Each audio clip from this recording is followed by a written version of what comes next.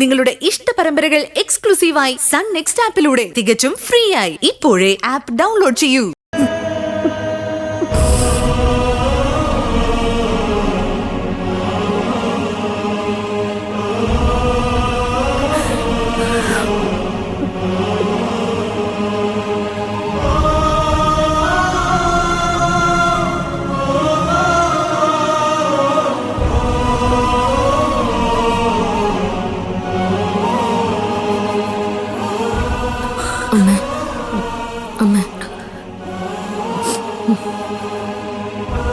പിന്നെ ഞാനവിടെ നിന്നാൽ ശരിയാവില്ല എന്ന് എനിക്ക് ബോധ്യമായി.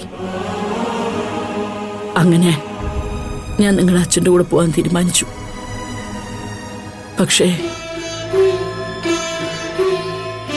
എൻ്റെ അച്ഛൻ്റെ സ്വത്തുക്കൾ മുഴുവനും എൻ്റെ മാത്രം പേരിലാവുന്നവർ ഭയപ്പെട്ടു. അതിൻ്റെ പേരിൽ അവരെന്നെ ഇവരുടെ അച്ഛനെ സ്വീകരിക്കാൻ സമ്മതിച്ചുമില്ല. മോഹനെ കൊണ്ടുവരെ ഇളയമ്മ നിങ്ങളുടെ അച്ഛനെ തല്ലിച്ചു. അതെല്ലാം അവന്റെ പ്രായത്തിന്റെ അറിവില്ലായ്മയായിട്ടേ ഞാൻ കണ്ടിട്ടുള്ളൂ. ഒടുവിൽ ഞാൻ എൻ്റെ പൂർണ്ണ മനസ്സോടെ എൻ്റെ അച്ഛൻ്റെ സ്വത്തുക്കൾ ഉപേക്ഷിച്ച് ഇറങ്ങിപ്പോരേണ്ടി വന്നു. അങ്ങനെയാ ഞാൻ ഇവരുടെ അച്ഛൻ്റെ ജീവിതത്തിലേക്ക് വരുന്നത്.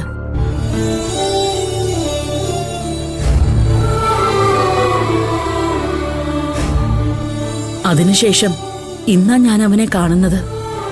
പിന്നെ ഞാൻ ആ നാട്ടിലോട്ടേ പോയിട്ടില്ല. അമ്മയ്ക്ക് പിന്നിൽ ഇങ്ങനെ ഒരു ദുഃഖകഥ ഉണ്ടായിരുന്നു എന്ന് വിശ്വസിക്കാൻ പോലും പറ്റുന്നില്ല. ഇപ്പൊ മോഹൻ വന്നതുകൊണ്ട് മാത്രമാ ഞാൻ നിങ്ങളോട് ഈ വിവരം പറഞ്ഞത്. ഇല്ലെങ്കിൽ എന്റെ പട്ടടയിൽ തന്നെ ഈ ഓർമ്മകൾ എരിഞ്ഞിറങ്ങുമായിരുന്നു. സൂര്യ, കുറച്ച് കാര്യങ്ങളൊക്കെ അമ്മ ഞങ്ങളോട് പറഞ്ഞിട്ടുണ്ട്. അമ്മ വേണ്ടാത്ത ബന്ധുക്കളെ ഞങ്ങളും വേണ്ടാന്ന് വെച്ചു.